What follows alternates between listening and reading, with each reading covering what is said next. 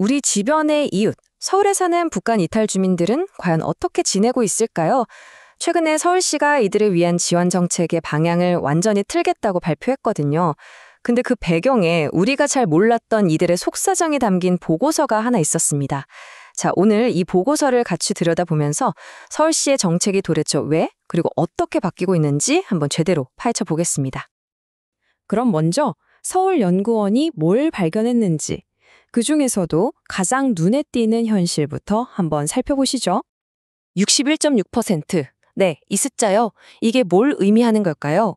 이게 바로 서울에 사는 북한 이탈 주민 가구 열애의 6 이상이 혼자 살고 있다는 뜻입니다. 1인 가구라는 거죠. 이게 얼마나 높은 수치인지 혹시 감이 오시나요? 이걸 일반 서울 시민의 1인 가구 비율하고 비교해보면요. 거의 2배 가까이 돼요. 그러니까 이건 그냥 단순한 통계가 아니라 이분들이 우리 사회에서 얼마나 깊은 고립감을 느끼며 살아가고 있는지를 보여주는 상징적인 숫자라고 할 수 있겠습니다. 근데 있잖아요.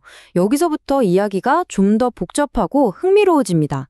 왜냐하면 이렇게 외로운 현실 속에서도 이분들의 삶을 들여다보니까 놀랍게도 긍정적인 면하고 또 아주 힘겨운 현실이 막 뒤섞여 있었거든요. 정말 모순적이죠?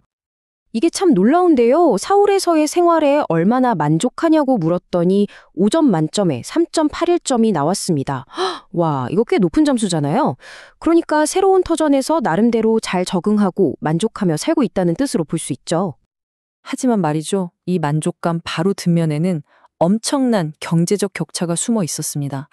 이분들의 연평균 가구 소득이 약 2,404만 원인데요. 이게 서울 시민 평균인 약 7,379만 원의 3분의 1도 채 안 되는 금액이에요. 분명 삶은 만족스럽다고 했는데 현실은 이렇게 팍팍한 거죠. 그 간극이 느껴지시죠? 그리고 그 만족감의 이면에는 이런 보이지 않는 감정적 비용이 있었습니다. 지난 일주일 동안 상당히 우울했다고 답한 분들이 무려 25%가 넘었고요. 심지어 죽고 싶다는 생각을 해봤다는 응답도 10%나 됐습니다. 그럼 도대체 왜 이런 극단적인 생각까지 하게 되는 걸까요? 그 원인을 들여다봤더니 역시나 가장 큰 이유는 감당하기 힘든 경제적 어려움이었습니다. 그리고 바로 뒤를 이어서 건강 문제와 정말 뿌리 깊은 외로움이 자리하고 있었어요. 자, 그래서 이 모든 걸 보고 서울시가 아주 중요한 깨달음을 얻게 된 겁니다. 아, 기존의 지원 방식만으로는 이렇게 복잡하게 얽혀있는 깊은 문제들을 절대 해결할 수 없겠구나. 그래서 이제 정책의 패러다임 자체를 완전히 바꾸려는 거죠. 생각해보면 지난 몇 년간의 지원은 전부 개인, 한 사람 한 사람에게 맞춰져 있었어요.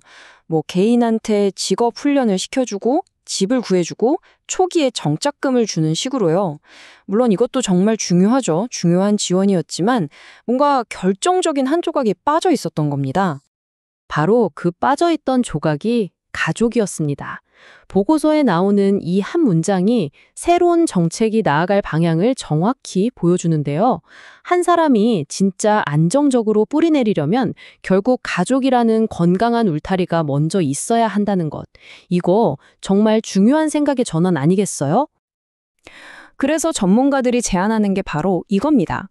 이제는 개인만 툭 건져 올리는 게 아니라 그 가족 전체를 아우를 수 있는 마치 촘촘한 그물망 같은 그런 포괄적인 정책이 필요하다는 거죠. 네, 좋습니다. 그럼 이 가족 중심이라는 새로운 철학이 구체적으로 어떤 모습으로 나타날까요? 서울시가 내놓은 4가지 큰 방향을 한번 보시죠. 크게 4가지 핵심 분야를 제시했습니다. 첫째, 가족 관계를 튼튼하게 지원해서 해체를 막고요. 둘째, 우울감 같은 심리적 위기를 겪는 가구를 집중적으로 돕습니다. 그리고 셋째, 혼자 고립된 1인 가구들이 사회적 관계를 맺도록 도와주고 마지막으로 안정적인 경제 자립을 지원하는 것, 딱 필요한 것들이죠. 이게 그냥 말로만 끝나는 게 아닙니다. 실제로 맞춤형 가족 상담 프로그램을 운영하고 혼자 사는 분들을 위한 여행 캠프 같은 걸 열어서 서로 어울리게 하고요. 또 일과 가정을 함께 돌볼 수 있도록 돌봄 서비스까지 지원하는 아주 구체적인 사업들로 현실이 될 예정입니다. 그렇다면 이 모든 변화가 궁극적으로 왜 중요한 걸까요? 그건 바로 정책의 최종 목표가 달라졌기 때문입니다. 이제는 단순히 생존하는 것을 넘어서 훨씬 더 깊은 차원의 무언가를 목표로 하고 있는 거죠. 맞습니다. 이제 목표는 단순히 먹고 살게 해주는 생존 그 이상입니다.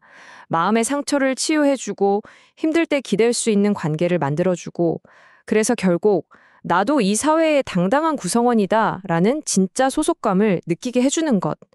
지원의 초점이 개인에서 가족으로 그리고 더 나아가 우리 사회 전체로 넓어지고 있는 겁니다. 이 야심찬 계획을 보면서 마지막으로 이런 질문이 남습니다. 한 사람의 가장 깊은 곳에 있는 외로움이라는 문제에 과연 정책이라는 도구가 어디까지 가닿을 수 있을까요? 여러분의 생각은 어떠신가요?